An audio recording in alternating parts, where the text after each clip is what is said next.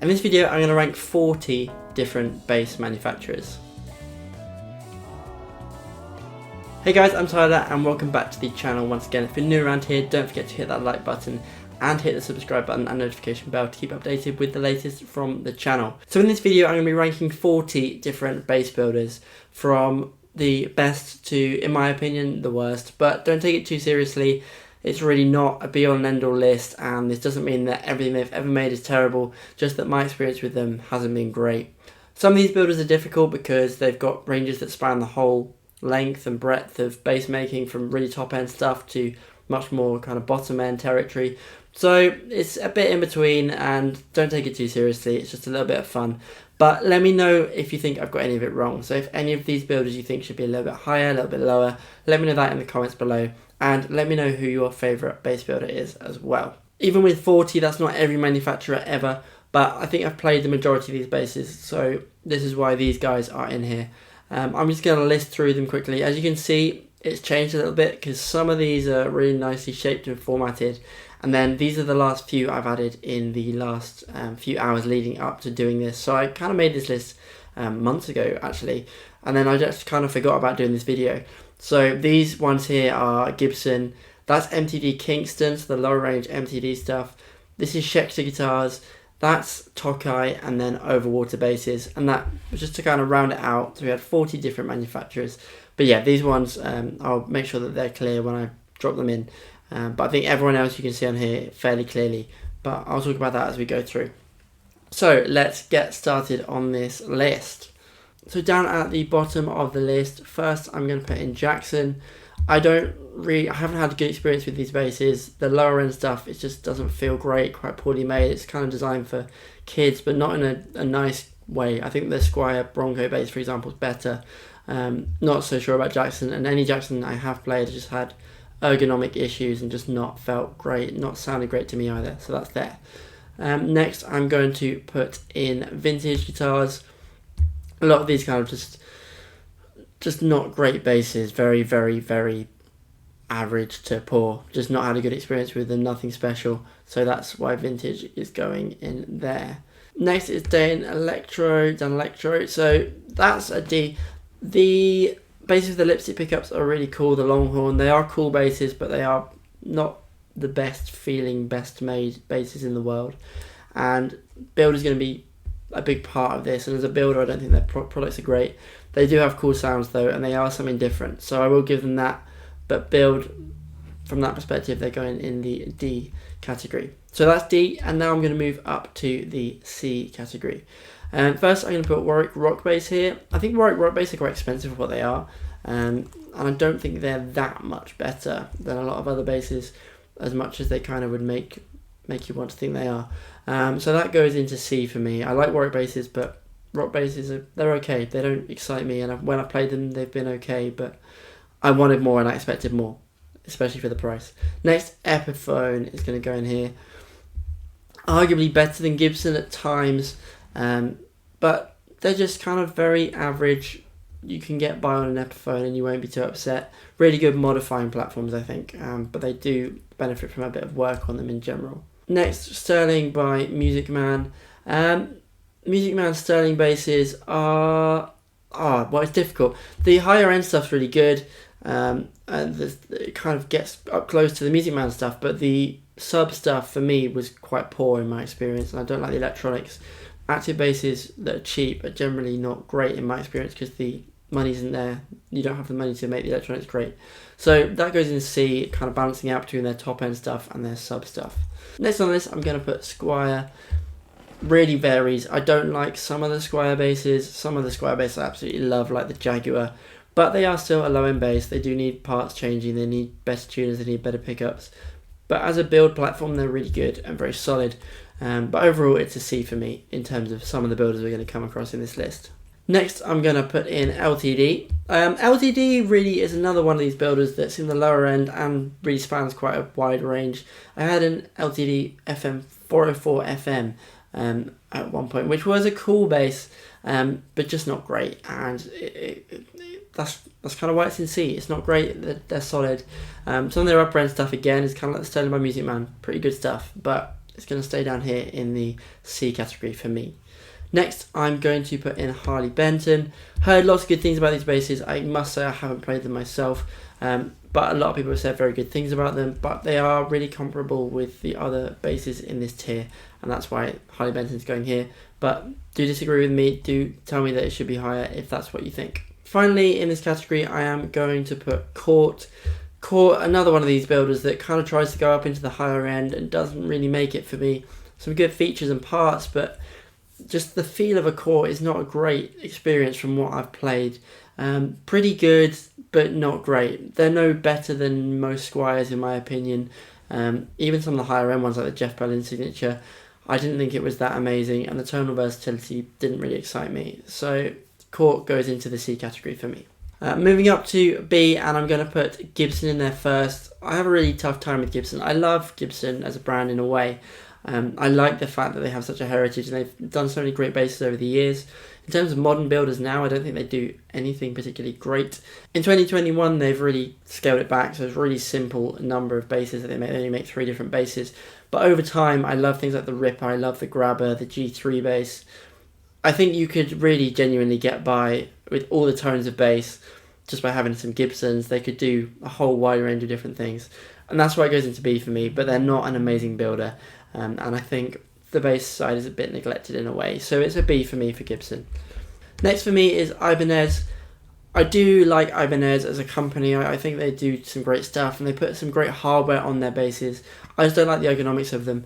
And the lower end stuff, I've had some bad experiences with really low end stuff compared to Yamaha, for example. And that's the two that I always fight out as Japanese brands for me. I think I choose Yamaha every time. So Ibanez goes into the B category for me, but definitely there are going to be people that disagree, I'm sure. Next I'm going to put in Schecter. Schecter is a bit of a difficult one because they have some really high-end custom stuff and then a lot of more low-end stuff. For the bass, I just don't think they are particularly exciting, but they are a good builder in terms of the quality of their custom shop stuff. So Schecter for me goes into the B category. Next we've got Gretch, which is a difficult one because they're kind of esoteric designs. They're very specific to wanting that Gretch type thing, that Gretch type tone. The top end stuff's really expensive and not particularly versatile, but they are pretty well made. The low end stuff is also pretty well made, but obviously limited market for what they do. So that goes into the B category for me. Next, I'm going to put Sire into this category. Again, not basses I've played much, but I've heard great things. And I think they really deserve to be in this category. They've really changed the market up and many people really, really like these basses. And I do think they compete in a similar range with the Ibanez stuff. So that's why that sits in B for me. Another B is the Mtd Kingston. Difficult for me, so I do like the Kingston and the type of specs you get, but they are, again, another bass where it's right low end stuff and then a little bit higher up, starting to push into the over £1,000 category. And I find that really difficult to really judge because the quality does vary across that range. So it goes into B for me. You can get some cool different woods and elements and hardware on the higher end ones, but I think you'd be better off spending that money somewhere else or putting it towards a real proper USA MTD. They just aren't at the same level as the USA stuff, and that's understandable. So this next one's going to be a little bit contentious, but I'm going to put Strandberg in the B category. Personally, I don't really get it. Don't really understand the Strandberg thing. I played one at Bass Direct, and a guy was shopping in there, and he just wanted to hear what it sounded like, and so I happened to be in there, so I played it for him, and I didn't really get it. The electronics are there to be versatile, but the neck's strange, like massive V-shaped neck, weird ergonomics. It just didn't do anything tonally for me. It's just really not for me. So Strandberg goes there, and I'm sure someone's going to get upset by that, but I'm sorry, that's where I'm putting it. It's a B for me. The last builder I'm going to put into the B category is Tokai.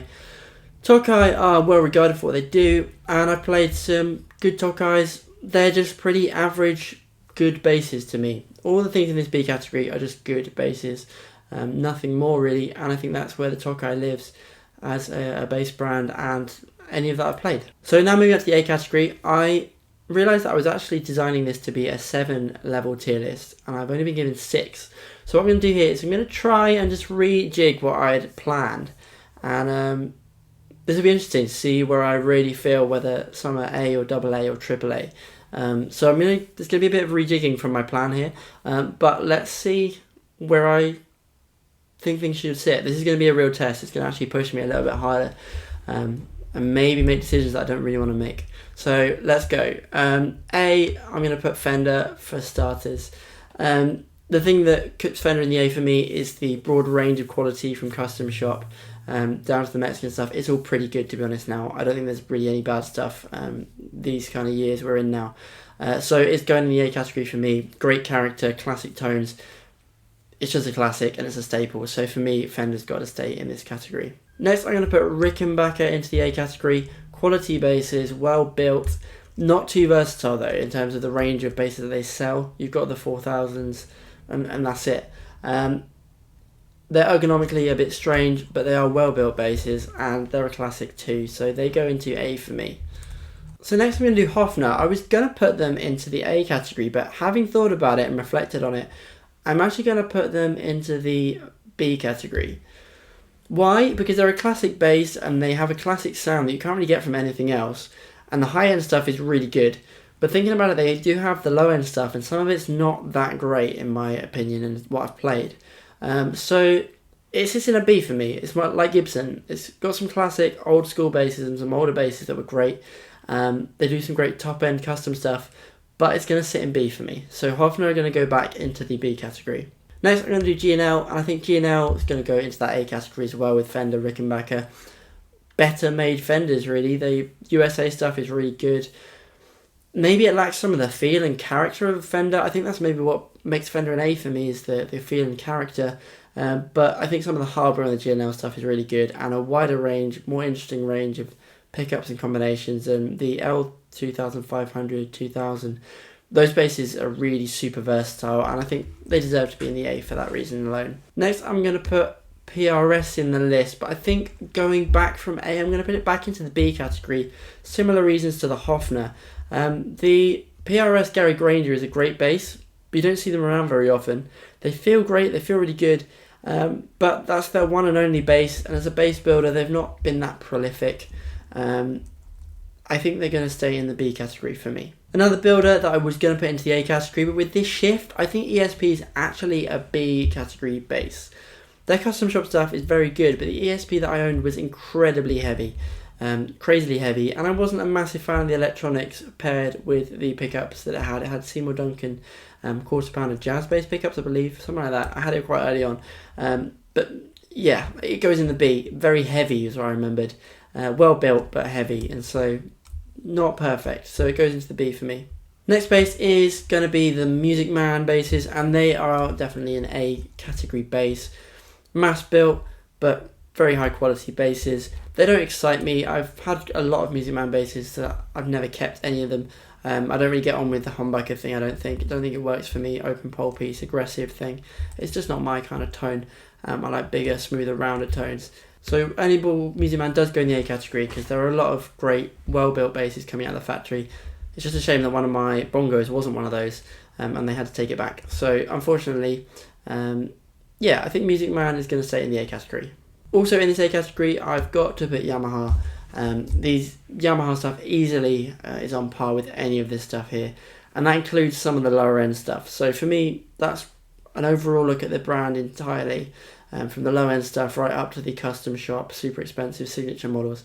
And I just don't think they get much wrong. I don't think they maybe get it spot on every time in terms of the features, particularly for me. They're always very close though, and I would be very happy taking almost any Yamaha out on a gig, no problem. So easily an A for me. Now this one might be a little bit controversial, but I'm going to also put Ibanez in the A section. Good basses, very good basses, well built basses, but they are kind of just a little bit above a Fender in terms of the quality, and I'm not sure that really ranks them as an AA bass. They don't have as much character in my experience, but I find that's something that a lot of European builders, there's a character that a lot of European basses exhibit in my experience, and there's another reason why I'm also going to put Strandberg in this category. A different take on the Fender, yes, probably better built, but not as much character for me, and doesn't have the same feel. I love the feel of a Fender, and that's really what I'm benchmarking everything in this category against, is that Fender. build. So Ibanez, Strandberg are going to go into the A category. Another builder I'm going to put in here is Overwater. Overwater bases are better build quality bases. They are really well crafted bases, but I find that with Overwaters, quite a lot of them are really heavy, and that is kind of detrimental to the overall playability and feel of the bass. I also don't like the East electronics that much, just a personal preference thing. So Overwater there as well. The last brand I'm going to put in this category is Exotic basses. They are good basses. I think the electronics and things are quite cool in them. I like that they do something a little bit different with the Fender design. But again, sometimes a bit of a weird range of choices. And not all built in the USA anymore either, which I think is a little bit of a detriment to the brand overall. Priced a little bit cheaper. But yeah, I think they really sit in the A category. Next, I'm going to put Dingwall into the AA category. They are a step up, definitely a step up from the basses in the A category. Much higher quality build, good feel, but they are still kind of, the one thing for me is they're not very characterful. They have their own character, and I think the Novak system and things, the tonation, the intonation using that is a bit different. So they go into the AA for me. It's not characterful, but very fine quality basses. Warwick is going to go into the AA category.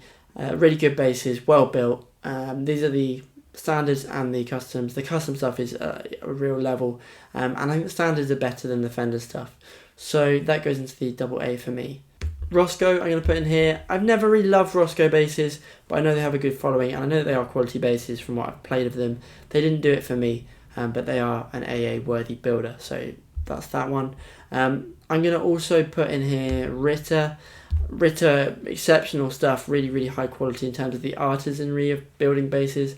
Didn't like the playability of them, particularly the ones I played with quite thick finishes. I'm not a fan of thick finishes on a bass. I like to have a little bit more of an organic feel.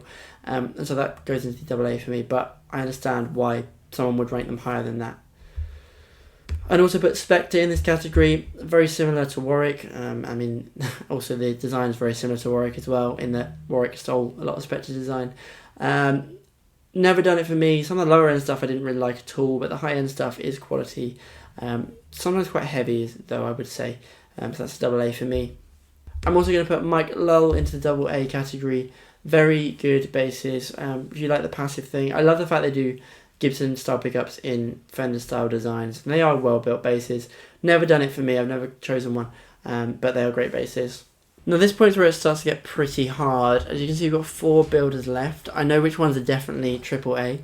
It's just a question of whether 2 of these are actually AA or AAA. From my experience, I'm going to say that Ken Smith is a AA. Really well built, but not amazing feeling. They were good, they felt good, but not spectacular for me. And that's good. This is really personal. This area is AA, AAA is really going to be a personal decision, and I think it goes into the AA for that reason for me. But I know loads of people would choose them, but for me that's a AA. I think Sadowski is the one I'm debating, but I think I am going to make that the first AAA. I love my Sadowski basses. I can't be entirely unbiased in this tier list, and for me it's a AAA bass. It's probably, if I could only have one bass, I would have a Sadowski PJ. If I had to sell all the basses behind me, I'd keep the one Sadowski PJ5 I've got there. And the Japanese stuff is really good, so is the American stuff. They feel great, they're great weight, great tone overall, and the Sadowski preamp I love. So probably I could see why people would put that lower, but for me it's an AA brand, a AAA brand. Federa, we know they are exquisite, and some of the best basses I've ever played have been Federas. I've also played Federas that weren't great, but they are all custom, and what someone might have ordered for themselves might be terrible for you and things like that. But the bass that I played that I struggled with was a 36-inch scale 6-string bass. It's a tough ask for anybody. Big, heavy, wide neck, long neck. So that's why Federa goes into the top. The AAA though is that the stuff I've played that's been great, it's been really exceptional. Real, almost proper acoustic guitar-like instruments. So that goes into AAA. And then Mtd for me as well. The bass that beat Federa for me, the feel, the ergonomics of an Mtd are amazing. The only thing I would say, I wish I had a passive pickup option, but you do if you want to build one with that in that way. And great feeling necks, great sounds, great well-built instruments, beautiful instruments. good weight, and the hardware on it's just, you know, perfect top end stuff. These basses are all really expensive, but I would say they're worth it for those top 3 bass builders. So that's my tier list video. Let me know your thoughts in the comments below. I'm sorry to anybody that I probably upset in the comments, but that's just my thoughts, the takeaways I've had. It's quickly done, not thinking about it too much, just where I kind of rank them on a, you know, a little bit of thought, not too long.